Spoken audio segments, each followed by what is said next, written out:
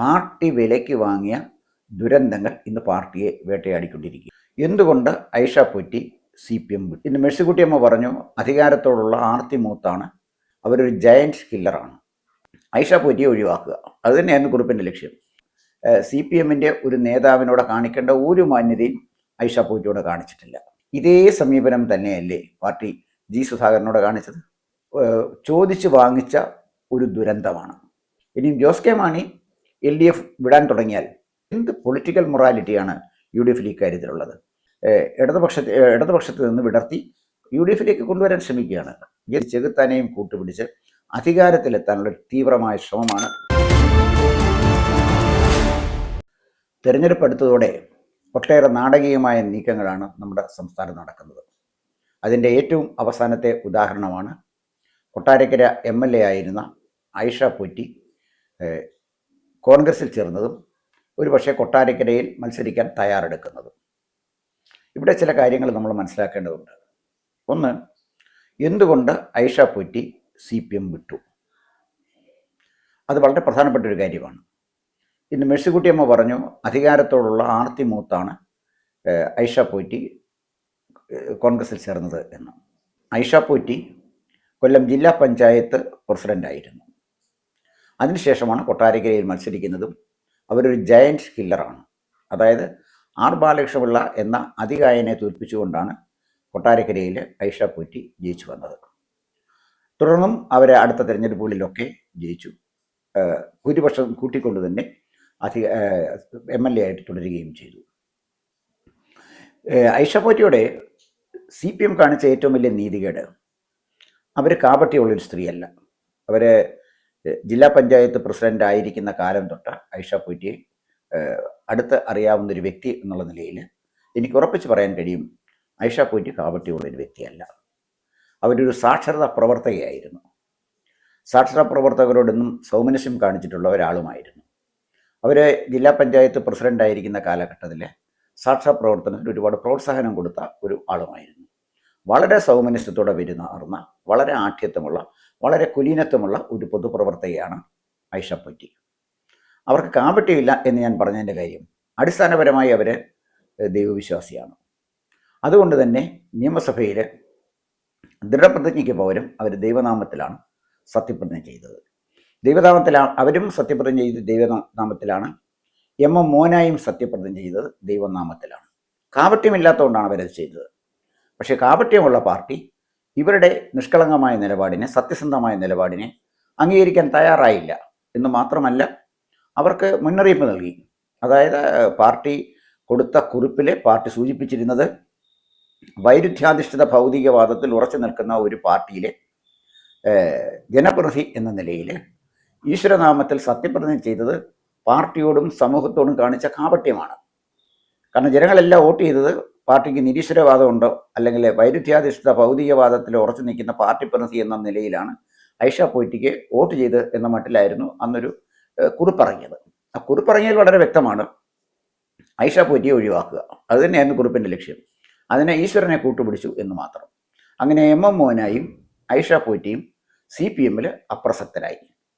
അതിനുശേഷം അവർ ദീർഘകാലം നിശബ്ദയായിട്ട് തന്നെ രാഷ്ട്രീയ പൊതുപ്രവർത്തനം നടത്തുകയായിരുന്നു. രാഷ്ട്രീയത്തിലില്ല, പൊതുപ്രവർത്തനം നടത്തുകയായിരുന്നു. എന്നാൽ 2021 വീണ ജോർജ് സത്യപ്രതിജ്ഞ ചെയ്തത് ദൈവനാമത്തിലാണ്, ദൃഢപ്രതിജ്ഞയല്ല ചെയ്തത്. കാരണം ഓർത്തഡോക്സ് സഭ മതമേലധ്യക്ഷൻ്റെ നോമിനി എന്ന നിലയിലാണ് ശ്രീമതി വീണ ജോർജ് വന്നതും മത്സരിച്ചതും ഒക്കെ. അങ്ങനെ വീണ ജോർജ് ദൃഢപ്രതിജ്ഞ ചെയ്ത് അങ്ങോട്ട് എന്നാൽ പള്ളിയിലോട്ട് അവരെ കയറ്റത്തില്ല. അതുകൊണ്ട് തന്നെ അവർ ദൈവനാമത്തിൽ പ്രതിജ്ഞ ചെയ്താണ് MLA ആയതും പിന്നീട് മന്ത്രിയായതും ഒക്കെ. ഇവിടെ നമ്മളൊരു കാര്യം കാണേണ്ടത്, വീണ ജോർജ് ദൈവനാമത്തിൽ സത്യപ്രതിജ്ഞ ചെയ്യുന്നത് കണ്ട് സഖാക്കൾ ആനന്ദാശ്രുക്കൾ പൊഴിച്ചു. ഇതേ സഖാക്കൾ തന്നെയാണ് ഐഷ പോറ്റി ദൈവനാമത്തിൽ സത്യപ്രതിജ്ഞ ചെയ്തതിന് നോട്ടീസ് കൊടുത്തത്. എത്ര വലിയ വൈരുദ്ധ്യമാണ്! ഇതാണ് വൈരുദ്ധ്യാധിഷ്ഠിത ഭൗതികവാദം. അപ്പോൾ താല്പര്യമുള്ള ആളുകൾക്ക് താല്പര്യമുള്ള തരത്തിൽ സത്യപ്രതിജ്ഞ ചെയ്യാം എന്ന് പറയുന്നത് ഏറ്റവും ഹീനമായ ഒരു നിലപാടല്ലേ? പക്ഷേ ആ നിലപാടിനോട് പ്രതികരിക്കാൻ ഐഷ പോറ്റി തയ്യാറായില്ല. അവർ MLA സ്ഥാനമൊക്കെ ഒഴിഞ്ഞെങ്കിലും വളരെ നിശബ്ദയായി, മാന്യയായി പൊതുപ്രവർത്തനം തുടർന്നു. പക്ഷേ കൊട്ടാരക്കരയോ അല്ലെങ്കിൽ കൊല്ലത്തോ ഉള്ള ഒരു പൊതുപരിപാടിയിലും CPM അവരെ കാര്യമായിട്ട് ക്ഷണിച്ചിരുന്നില്ല. കമ്മ്യൂണിസ്റ്റ് പാർട്ടിക്ക് വേണ്ടി മത്സരിച്ച് ആർ ബാലകൃഷ്ണപിള്ളയെ പോലെ ശക്തനായ ഒരു നേതാവിൽ നിന്നും കൊട്ടാരക്കര മണ്ഡലം പിടിച്ചെടുത്ത CPMൻ്റെ ഒരു നേതാവിനോട് കാണിക്കേണ്ട ഒരു മാന്യതയും ഐഷ പോറ്റിയോട് കാണിച്ചിട്ടില്ല. അവസാനം സഹികെട്ട് അവർ തന്നെ പറയുന്നത് പോലെ ക്ഷമയ്ക്ക് മതിരിയുണ്ട്, ക്ഷമകെട്ടാണ് അവരവസാനം കോൺഗ്രസ്സിൽ ചേരാനും പ്രവർത്തിക്കാനും തീരുമാനിച്ചത്. കോൺഗ്രസ്സിൽ പ്രവർത്തിക്കുന്നതിന് അവർക്ക് ബുദ്ധിമുട്ട് വരേണ്ട കാര്യമില്ല. കാരണം ദൈവനാമത്തിൽ സത്യപ്രതിജ്ഞ ചെയ്തതിന് പാർട്ടി മുന്നറിയിപ്പ് കൊടുത്ത, പാർട്ടി ശാസിച്ച ഒരു നേതാവിന് ഈശ്വരവിശ്വാസമുള്ള ആളുകൾക്ക് പ്രവർത്തിക്കാൻ കഴിയുന്ന ഒരു പാർട്ടി എന്നുള്ള നിലയിൽ കോൺഗ്രസ് തിരഞ്ഞെടുത്തതിനകത്ത് യാതൊരു തെറ്റുമില്ല എന്നാണ് എനിക്ക് തോന്നുന്നത്. അതുകൊണ്ട് ഈ ഐഷ പോറ്റിയുടെ കോൺഗ്രസ് പ്രവേശനം CPM ചോദിച്ച് വാങ്ങിച്ച ഒരു ദുരന്തമാണ്. കാരണം അവരെ അംഗീകരിക്കാൻ തയ്യാറാകാതിരുന്നപ്പോൾ അവർ കോൺഗ്രസ്സിലേക്ക് പോയി എന്നുള്ളതാണ് വാസ്തവം. ഇപ്പോൾ വളരെ അനുകൂലമായ ഒരു സാഹചര്യമാണ് വരുന്നത്. കൊട്ടാരക്കര മണ്ഡലം, ആ മണ്ഡലത്തിനെ പ്രതിനിധീകരിക്കുന്നത് നമ്മുടെ ധനകാര്യ വകുപ്പ് മന്ത്രിയായ ശ്രീ KN ബാലഗോപാലാണ്. ഐഷ പോറ്റിയും ബാലഗോപാലുമായി ഒരു നേരിട്ടൊരു ഏറ്റുമുട്ടലിന് ബാലഗോപാൽ തയ്യാറാകും എന്ന് ഞാൻ കരുതുന്നില്ല. അഥവാ ഐഷ പോറ്റിയും ബാലഗോപാലും തമ്മിലാണ് ഒരു മത്സരമെങ്കിൽ അത് വളരെ കടുത്ത മത്സരമായിരിക്കും. അനായാസമായ ഒരു വിജയം ബാലഗോപാലിന് കൊട്ടാരക്കര കിട്ടുമെന്നും ഞാൻ കരുതുന്നില്ല. എന്തായാലും ശരി, ഇത്തരത്തിൽ പാർട്ടി കാണിച്ച പാർട്ടിയുടെ ഒരു ഹിപ്പോക്രസി അല്ലെങ്കിൽ പാർട്ടി നേതാക്കന്മാരുടെ കപടനാട്യമാണ് ഐഷ പോറ്റിയെ പോലെയുള്ള നല്ലൊരു നിയമസഭാ സാമാജികയെ, നല്ലൊരു പൊതുപ്രവർത്തകയെ മാർക്സിസ്റ്റ് പാർട്ടിക്ക് നഷ്ടപ്പെടാനുള്ള അടിസ്ഥാനപരമായ കാരണം. ഇതേ സമീപനം തന്നെയല്ലേ പാർട്ടി ജി സുധാകരനോട് കാണിച്ചത്? ജി സുധാകരൻ കുറച്ചു കാലം മുമ്പ് പറഞ്ഞു, പാർട്ടി നേതാക്കന്മാരുടെ, പ്രാദേശികമായ നേതാക്കന്മാരുടെ ചില നിലപാടിനെ ജി സുധാകരൻ രൂക്ഷമായ ഭാഷയിൽ അപലപിക്കുക മാത്രമല്ല, ഇത് പൊളിറ്റിക്കൽ ഫാദർലെസ്നെസ് ആണെന്ന് പറഞ്ഞു. എന്ന് പറഞ്ഞാൽ മലയാളത്തിൽ അതിൻ്റെ അർത്ഥം ഞാൻ പറയേണ്ട കാര്യമില്ലല്ലോ. അത് വലിയൊരു പരിധിവരെ കറക്റ്റ് സത്യമാണ്. ഒരു ദീർഘകാലം പാർട്ടിക്കകത്ത് പ്രവർത്തിച്ച ഒരു മനുഷ്യൻ, രക്തസാക്ഷിയുടെ കുടുംബത്തിലുള്ള ഒരാൾ, അദ്ദേഹത്തെ അപമാനിക്കുന്നതിന് ഒരു അതിരില്ലേ? മിനിഞ്ഞാന്ന് വരെ JSSൽ പ്രവർത്തിച്ച ഒരാൾ ഇപ്പോൾ കാൾ മാർക്സായി അവിടെ അവതരിച്ചിരിക്കുകയാണ്. അദ്ദേഹമാണ് ആലപ്പുഴയിലെ കാൾ മാർക്സ്. ഇതിനൊക്കെ പാർട്ടി മനസ്സിലാക്കേണ്ട ഒരു കാര്യം, ഇതിനൊക്കെ വലിയ വില പാർട്ടി കൊടുക്കേണ്ടി വരും. ഒന്നാമത്തെ കാര്യം, പഴയ കാലത്ത് നിന്ന് ഒരുപാട് മാറി, സോഷ്യൽ മീഡിയ വളരെ ശക്തമാണ്. അപ്പോൾ ജി സുധാകരനെ അവിടെ നിർവീര്യനാക്കിയതിൽ, അപമാനിച്ചതിന് തീർച്ചയായിട്ടും പാർട്ടി വില കൊടുക്കേണ്ടി വരും. അതിന് തർക്കമൊന്നുള്ള കാര്യമല്ല. പാർട്ടി വില കൊടുക്കുന്നത് തിരഞ്ഞെടുപ്പ് വരുമ്പോഴാണ് വില കൊടുക്കുന്നത്. അതുപോലെ തന്നെ സുരേഷ് കുറുപ്പ് എത്രയോ സമർത്ഥനായ ഒരു സാമാജികനാണ്. അദ്ദേഹത്തെ ഒഴിച്ചു നിർത്തിയില്ലേ? അദ്ദേഹം പക്ഷേ നിശബ്ദനായി ആ രംഗത്ത് നിന്ന് നിഷ്ക്രമിച്ചു എന്ന് മാത്രം. ഇവിടെ മാർക്സിസ്റ്റ് പാർട്ടി കാണേണ്ട ഒരു കാര്യം, പാർട്ടി വിലയ്ക്ക് വാങ്ങിയ ദുരന്തങ്ങൾ ഇന്ന് പാർട്ടിയെ വേട്ടയാടിക്കൊണ്ടിരിക്കുകയാണ്. അതിൻ്റെ അവസാനത്തെ ഉദാഹരണമാണ് ഇപ്പോൾ ഐഷ പോറ്റി എടുത്ത ഈ തീരുമാനം എന്ന് പറയാതിരിക്കാൻ പറ്റില്ല. മറ്റൊരു നാടകീയമായ നീക്കം നടക്കുന്നത് ജോസ് കെ മാണി LDF വിട്ട് UDFിലേക്ക് പോകുമോ എന്നുള്ളതാണ്. അതിനുവേണ്ടി VD സതീശൻ ചർച്ച നടത്തിയിരിക്കുന്നത് സീറോ മലബാർ സഭയുടെ ആസ്ഥാനത്ത് പോയി ബിഷപ്പുമായി അതുപോലെ തന്നെ കർദിനാളുമൊക്കെ ആയിട്ട് ബന്ധപ്പെട്ടിട്ടാണ്. ഒന്ന് ആലോചിച്ച് നോക്കണം, ഒരു പൊളിറ്റിക്കൽ പാർട്ടി തെരഞ്ഞെടുപ്പ് മത്സരിക്കാൻ തുടങ്ങുമ്പോൾ മതമേലധ്യക്ഷന്മാരെ കണ്ട്, അതുപോലെ തന്നെ സമുദായ നേതാക്കന്മാരെ കണ്ട്, അവരുടെ അനുഗ്രഹാശിസുകളുള്ള, അവർ നോമിനേറ്റ് ചെയ്യുന്ന, അവർ നിർദ്ദേശിക്കുന്ന ആളുകളെ പൊതു സ്ഥാനാർത്ഥിയായി ജനങ്ങളുടെ തലയിലേക്ക് അടിച്ചേൽപ്പിക്കുക എന്ന് പറയുന്നത് എത്ര ഹീനമായൊരു കാര്യമാണ്. ഇത്തരം മതമേലധ്യക്ഷന്മാരുടെ പുറകെ നടക്കുന്ന, സമുദായ പ്രമാണിമാരുടെ, സമുദായ നേതാക്കന്മാരുടെ പുറകെ നടക്കുന്ന ഒരു പാർട്ടി നേതൃത്വത്തിന് എങ്ങനെയാണ് കേരളത്തിലെ മതേതരത്വം കൊണ്ടുവരാൻ കഴിയുന്നത്? മതനിരപേക്ഷ നിലപാട് നിങ്ങൾക്ക് എങ്ങനെയാണ് സ്വീകരിക്കാൻ കഴിയുന്നത്? സീറോ മലബാർ സഭ അധ്യക്ഷനെ കണ്ട് കാല് പിടിച്ച് ജോസ് കെ മാണിയെ ഇടതുപക്ഷത്ത് നിന്ന് വിടർത്തി UDFിലേക്ക് കൊണ്ടുവരാൻ ശ്രമിക്കുകയാണ്. എന്ത് പൊളിറ്റിക്കൽ മൊറാലിറ്റിയാണ് UDFിൽ ഇക്കാര്യത്തിലുള്ളത്? ഇനിയും ജോസ് കെ മാണി LDF വിടാൻ തുടങ്ങിയാൽ എന്തിനാണ് LDFിൽ ജോസ് കെ മാണി വിടുന്നത്? അത് ജനങ്ങളോട് വിശദീകരിക്കണ്ടേ? എന്തുകൊണ്ടാണ് LDF ഉപേക്ഷിച്ച് പോകുന്നത്? അതും ജനങ്ങളോട് വിശദീകരിക്കണ്ടേ?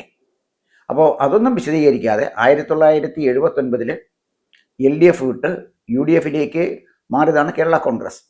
അങ്ങനെയാണ് നയനാരുടെ ഗവൺമെൻറ് അന്ന് രാജിവെക്കേണ്ടി വന്നത്. അപ്പോൾ നയനാരുടെ ഗവൺമെൻറ് അന്ന് രാജിവെക്കാൻ കാരണം കേരള കോൺഗ്രസ് എടുത്ത തീരുമാനമാണ്. അന്ന് മാണി സാറായിരുന്നു കേരള കോൺഗ്രസിൻ്റെ പ്രതി.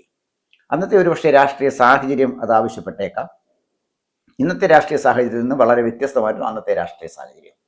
അതുകൊണ്ട് ഒരുപക്ഷെ മാണി സാർ എടുത്തൊരു തീരുമാനമാണ് എന്ന് വേണമെങ്കിൽ ഒരു പരിധി വരെയെങ്കിലും കേരള കോൺഗ്രസ്സുകാർക്ക് അതിനെ ന്യായീകരിക്കാം. പക്ഷേ 5 വർഷം ഒരു മുന്നണിയുടെ ഭാഗമായിരുന്ന് ഭരിച്ചിട്ട് ആ മുന്നണിയുടെ ഭരണത്തിൻ്റെ സകല സുഖഭോഗങ്ങളും അനുഭവിച്ചിട്ട് ഇപ്പോൾ ഈ ഗവൺമെൻറ് ഇപ്പം തന്നെ ജലസേചന പിന്നെ വാട്ടർ അതോറിറ്റിയുടെ മന്ത്രി റോഷി അഗസ്റ്റിനാണ്. ആ വകുപ്പ് പെർഫെക്റ്റായിട്ട് നന്നായിട്ട് കൊണ്ടുപോകാൻ റോഷി അഗസ്റ്റിന് കഴിയുന്നുണ്ടോ? അഴിമതിയുടെ കഥ കേൾക്കാത്ത ഒരു ദിവസമെങ്കിലും ആ വകുപ്പുമായിട്ട് ബന്ധപ്പെട്ടുണ്ടോ? ഓവർസീറർമാരുടെ ട്രാൻസ്ഫറിന്, എഞ്ചിനീയർമാരുടെ ട്രാൻസ്ഫറിന്, ഏത് ട്രാൻസ്ഫറിനാണ് കൈക്കൂലി ഇല്ലാത്തത്? പാർട്ടി നേതാക്കന്മാർ കൈക്കൂലി വാങ്ങിക്കുന്ന വ്യാപകമായ പരാതിയില്ലേ?